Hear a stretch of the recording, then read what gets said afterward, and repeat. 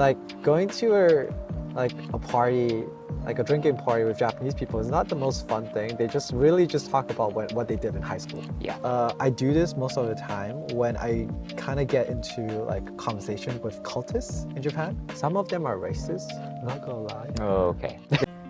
I spent a day with Instagram's thirst trap rizzler sensation, Tom Shen. But more importantly, he's been living in Japan for over 10 years, so basically like since he was a fetus. So I wanted to pick his brain about life in Japan for the long term. Oh, and make sure to follow and subscribe. Do we stand here? We stand here like this. Why are you you guys so awkward now? You're just like, No, what do I do? I don't know. I feel like I don't need to like have you do an introduction or anything. I don't think you do. People know you because you're famous. Fuck off. Oh my god! You have that on camera? No. So, you moved to Japan, what, 10 years ago? Yeah, 10 years 10 years ago? すごい Do you feel like your initial reasoning for moving to Japan or just like wanting to, has that held up 10 years later? Like, are you still as excited as you were before? Like, what are your experiences with that? I mean, when I first moved here, it was mostly to study here. So to get a job, I guess, to just study, get a job, and hopefully just earn money. Probably that's still holding up, I think. I hope. And do you like it? Like, It's not bad. Like, I would say Japan is safe in a sense, and it's a place where you can freely express yourself if you're like a foreigner. If you're like Japanese people, that's a different story. But if you're a foreigner, a lot of people kind of give you like passes on stuff here and there. So you don't have to feel very like restricted to this one image that people set for you. the pass for being a foreigner, like, I know because I've used it too, right? But the issue is like, people who are Japanese passing don't necessarily get that pass as easily, Yeah, right? we don't. But then the thing is, though, I've been here for 10 years. So a lot of my, even like how I do my own stuff, how I act, and how like my personality has been kind of shaped from my experiences in Japan. Like kind of like if I see like people who are like talking very loud and they're talking in English, I'll be like, guys, shut the fuck up. Okay. I'll do that. But then in those cases, you just kind of have to just act like you're not Japanese and just like speak English. Or this has happened. I've done this one thing. This is like a very weird turn. I do this most of the time when I kind of get into like conversation with cultists in Japan. Like I've had like people who literally just walk up to me and be like, are you interested, like literally in Japanese, are you interested in like the cult and blah blah blah. So this is when I would just like just turn into Japanese, like turn on my English and be like, what? Sorry, no Japanese, and I would just walk off. Right. Usually I get by pretty chill. Well, your Japanese is すごい so. I had to study it. Yeah. I had to study it.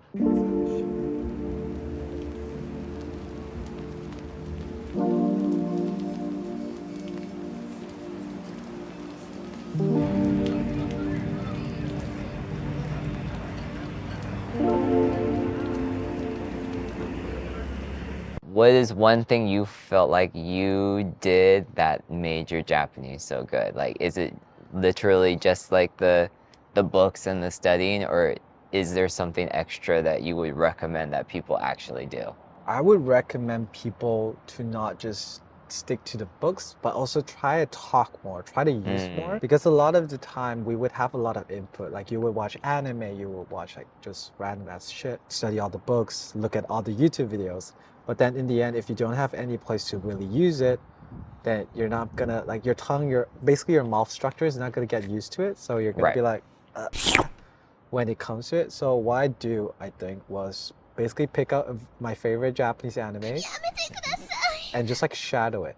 And I like copying things. I like copying and doing it, and just like kind of, it's cringe when you do it with other people, but it's not that bad when you do it by yourself. It's like I would watch like this weird like Japanese normal anime, and I would just like what they said. I'll be like, oh, that's kind of cool. I want to use that. And I'll just like kind of use it all throughout my day just by myself, and sometimes to my friends too when I'm ready. So just like slowly, take baby steps is what I would say. So you've been practicing to be a voice actor? No, I did not. Ever since you were starting to learn Japanese, I understand. I wish I can though. I do kind of wish I can. I mean, don't we all?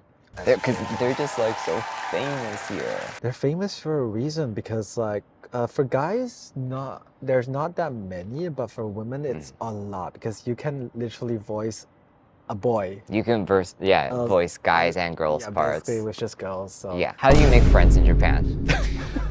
how do I make friends in Japan?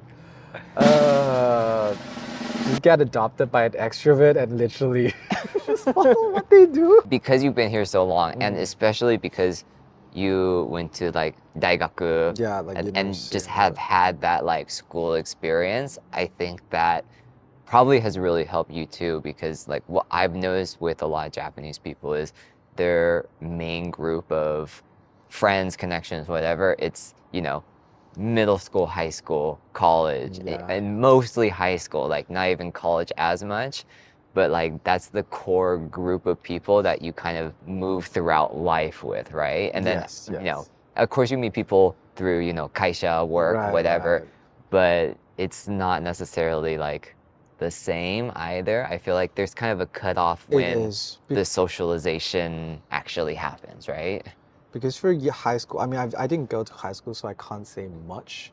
But high school, it's like the amount of people you have. It's so small in like a high school, so it's like everyone just kind of bands together. Mhm. And then when you go into university, this is when like most of the time Japanese people would kind of step out from their prefecture most of the time. Mhm. So they would step out from there. So even if they meet like new friends in university, they're gonna be all like back in my days when I was like a high schooler, they would talk a little bit more about those conversations. Like going to a party, like a drinking party with Japanese people is not the most fun thing. They just really just talk about what they did in high school. Yeah. Like not really about things that they do right now. They will talk a little bit, but not really. It's really just like what I did in the past and stuff like that, high school. Like kind of back to the story, back to like the whole thing of like getting friends as a foreigner. I would say, I mean, try and reach out to like use like all the apps to just like kind of get one friend or two friends, and maybe they can kind of introduce you from there, or you can just kind of go to a share house. Just go to a share house. Right, I'm living on one right now, and so you just kind of naturally have to make friends. But the bad thing and like the good thing is, whenever someone new comes in, you just automatically have to be nice to them. Bruh. So and it's just like slowly it just becomes good. But then the bad thing is, if you're not very lucky, you might just have like really bad roommates and really have a really bad experience in share houses. Right. So it's like a very hit and miss with that. So apps, share houses, or just go to clubs in Japan. I've got an internet crush. She's not a celebrity, but she's taken. So can't help falling in love. How is working in Japan? And this is like very open-ended because, there's a lot of different types of work. You Right. can work for a Japanese company, you can work for a foreign company, all that kind of stuff. I know right now, my friend is working for, it's a kaisha, but it's also kind of like a foreign company, but Is it's it a like, startup? no, it's pretty established. Okay, but okay. it's just like they're very traditional in the sense of a Japanese company, right? And a lot of that scares people to kind of, come work here because of conforming to all that. But in your case, like, what is your experience with work in Japan?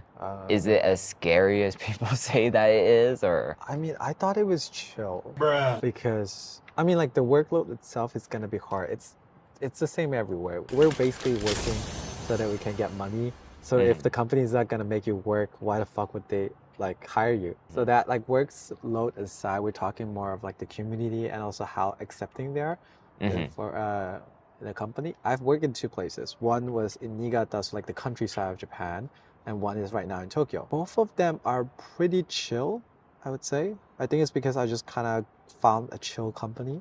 So the first company I went, I think it's been around for like 100 years or something. So they're pretty much like stagnated in a sense. But everyone was really nice. Everyone was Okay. really nice as long as you can speak Japanese. So that's the thing. That's the key point. As long as you can speak Japanese and you can communicate with them, they don't really see a problem. But that's also because I look Japanese. So I think some of them sometimes just forget Right. that I'm not Japanese. But Well, also your Japanese is like very good, so. so the thing is with my Japanese is I'm good enough to just do normal situationship. Like sorry, I'm good enough to do basically normal stuff, but I'm not great enough to do like kind of work stuff. Like I can do most of it, but then somehow like my managers would be like, oh yeah, this Japanese is wrong here. Oh yeah, this Japanese is wrong here. Oh, I'm of like, course, of okay, course. fuck off. My first job, it was chill. It's very chill. My colleagues would go back home late, but I would just like the moment like the clock starts like hit 5, I was just like, I'm out here, guys. Bye. So that's me. I think it was pretty chill. I think just yeah. Just like trying to find a good place would be chill. Wait, I kind of forgot the whole thing. No way. And so for me right now, working in yeah, you have that, and you can just come to Japan. I think just have like a decent amount of Japanese, and just like try your luck, try finding a job here. I would say one thing I always just kind of like for people who want to find a job, but they're like, oh, is it easy to find a job in Japan? Is it hard to find a job in Japan? I'm like, it's probably not as easy as it like. It's also probably not as easy to find a job in your country anyway. Yeah. So well, why especially not, now. why not just like kind of like send in your resume, just like get an agent, try and ask out, and to see if you are up to that standard. Like once you know like the standard, then you can work harder to reach that, or maybe you already are at the standard. Right. You can just like start start applying, start like interviewing. Just how chill work life in Japan is. It's not chill. I don't think it's that chill. To be completely honest, I don't think any work work is is not chill. Daddy, chill. Whatever you do, work is work, and it's not gonna be chill. Exactly. So part of the battle is finding the job that fits, that you actually like, and then also having good people around you, and being in an environment that you can actually like enjoy. Yeah, exactly. Whether that's in Japan or wherever your job may take you. That's it. That's it. Yay. Thank you, Mr. Famous Instagrammer. Fuck off. This shit, I'm out. Fuck off. Why do you keep Thank calling you, me Mr. that? Famous Handsome. Fuck off. Almost 50K. Oh my god. Hey friends, thanks so much for watching the video. Make sure to like and subscribe if you haven't, and if you want to see extras, aka behind the scenes and little clips that I didn't put in the video, make sure to check out my Patreon. See you next time.